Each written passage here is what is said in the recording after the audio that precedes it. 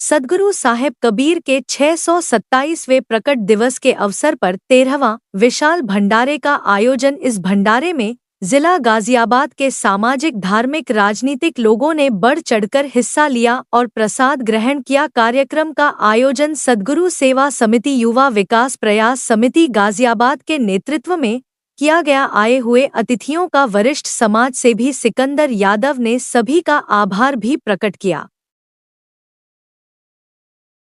जय सद्गुरु रविदास जी की जयंती में आप सम्मिलित हुए, तो सबसे पहले आपका परिचय जानना चाहूंगा। मैं विकास यादव, समाजवादी जनसभा का पूर्व राष्ट्रीय अध्यक्ष, और मैं 11 साल समाजवादी जनसभा का राष्ट्रीय अध्यक्ष रहा और वर्तमान में समाजवादी पार्टी का कार्यकर्ता हूँ और मिश्री और हरदोई लोकसभा का प्रभारी भी हूँ। भंडारा कराया, इस बारे में थोड़ी जानकारी दी। 13वां भंडारा कराया, इस उपलक्ष्य में क्या है? ये हर साल की तरह इस बार भी भंडारा जो कराया गया है सिकंदर जी के नेतृत्व में हर साल होता रहा है और यहाँ पर हजारों की संख्या में लोग प्रसाद के ग्रहण करते हैं। सुबह से जो तांता लगा, आज मैंने देखा, सुबह आया, सुबह से तांता लगा है लोगों का, और ये बहुत ही पुण्य का काम।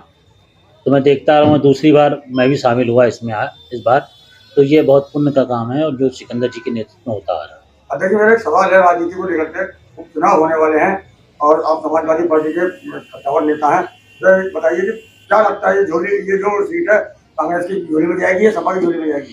क्योंकि समाजवादी पार्टी ने ये साबित कर दिया है कि माननीय अखिलेश यादव जी के नेतृत्व में जो 37 सीटें और प्रचंड बहुमत की जो सीट हमने हासिल की है, तो माननीय अखिलेश यादव जी के नेतृत्व में ये शामिल हो गया कि भाजपा को रोकने में अगर में तो समाजवादी पार्टी और अखिलेश यादव जी की जो पीडीए की रणनीति थी वो काम आई और हम 37 सीटें हासिल करने में कामयाब रहे गठबंधन के साथ। ये गाजियाबाद की सीट जो है, ये किसकी झोली में जाएगी? कांग्रेस की झोली में जाएगी या समाजवादी पार्टी की झोली में जाएगी? देखिए, हमारा ये नेतृत्व बैठ के अभी ये 8 सीटों पर उपचुनाव होने हैं और हमारा शीर्ष नेतृत्व बैठ के इस पर बात करेगा, इस पर चर्चा होगी और ये फैसला किया जाएगा कौन सी सीट से कहाँ चुनाव लड़ेगा कौन। ये अंतिम फैसला माननीय राष्ट्रीय अध्यक्ष जी का ही होगा और वो हम सबको मान्य होगा।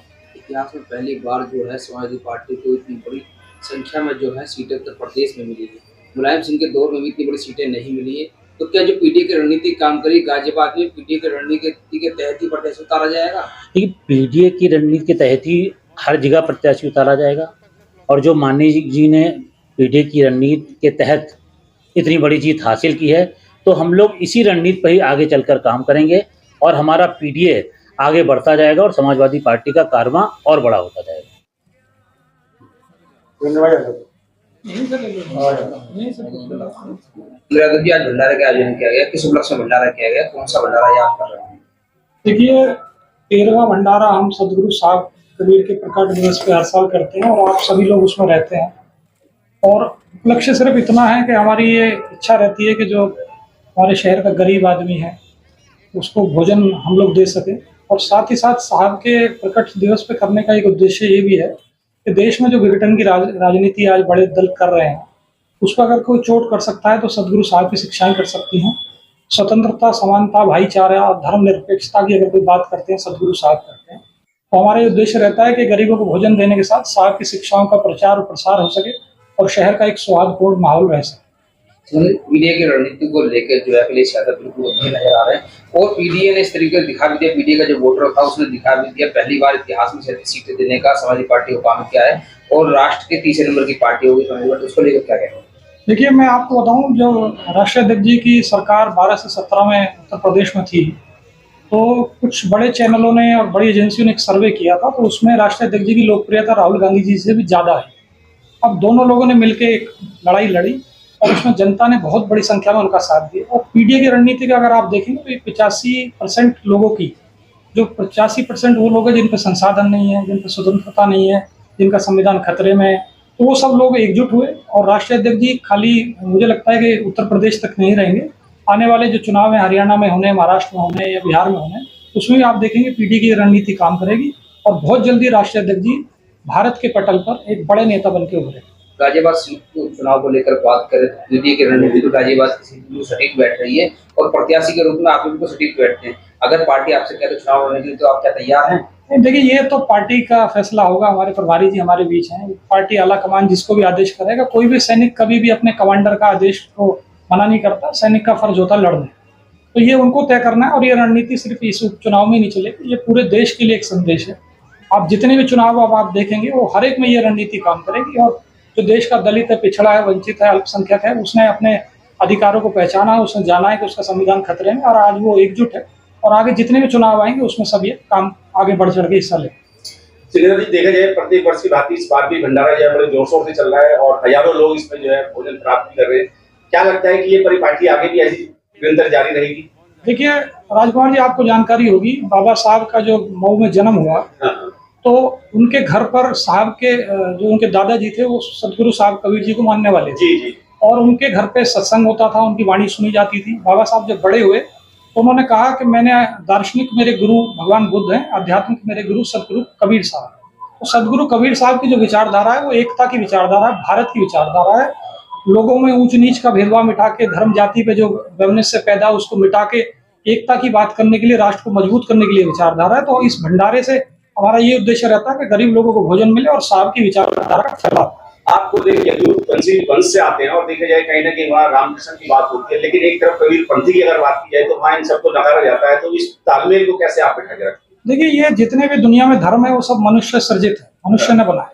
कोई भी बच्चा जब पैदा होता ना तो उसका कोई धर्म होता, ना जाति होती है, ना कोई असमानता हो। तो मनुष्य ने ये ऊंच नीच भेदभाव पैदा किए और सारे साहब कबीर सतगुरु साहब कह के गए कि सारी दुनिया का, सारे संसार का मालिक एक है। सतगुरु उन्होंने खुद भी कहा है कि वो उनके लिए कहा ना कि गुरु जो बड़े हैं वो गोविंद से बड़े हैं।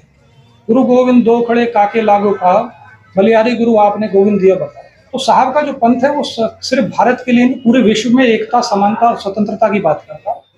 देखा जाए इस समय पूरा देश जो है तमाम आपदाओं से जूझ रहा है और आप सतगुरु के मानने वाले हैं। सतगुरु महाराज के माध्यम से कुछ शांति का संदेश देना चाहते हैं, तो इन शब्दों से देखिए 3 दिन पहले यहाँ 48 डिग्री टेम्परेचर था। 3 या 4 दिन पहले 52 डिग्री भी दिल्ली में रिकॉर्ड हुआ और आज आप टेम्परेचर देखिए 39। तो साहब का जहाँ भी सतनाम होगा, जहाँ अच्छाई की जाएगी, जहाँ भंडारे किए जाएंगे, सत्संग किया जाएगा, तो वहाँ ईश्वर की कृपा होती है। आप सहज कल से देख लीजिए, हमारे हलवाई बैठे थे तो वो कह रहे थे बहुत सारे कूलर लगेंगे, पंखे लगेंगे, बहुत दिक्कत होगी। मैंने कहा कुछ नहीं होगा।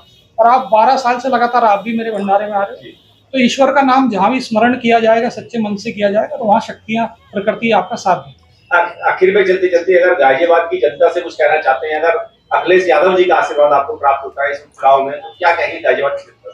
ये मेरा विषय नहीं। मैंने कहा ना, ये निर्णय तो आला कमान का है, आप लोगों का है। मैंने तो कहा कि हम उनके हर निर्णय का सम्मान करेंगे, जो उनका आदेश होगा, जो जनता का आदेश होगा। और मुझे आप 12-13 साल से आप देख रहे हैं, मैं 2012 में चुनाव लड़ा, तो मैं कभी भी समाज से पीछे नहीं हटा। मैं समाज में चुनाव लड़ूं, नेता बनूं ना बनूं, मैं हमेशा अपने समाज में ऐसे ही रहूंगा। और जो हमारे कर्म का फल होगा, सदगुरु महाराज के जो प्रेरणा होगी या हमारे राष्ट्राध्यक्ष जी का जो निर्णय होगा, जनता का जो निर्णय होगा, वो हमेशा हमारे सर माथे। चलिए ठीक है, धन्यवाद।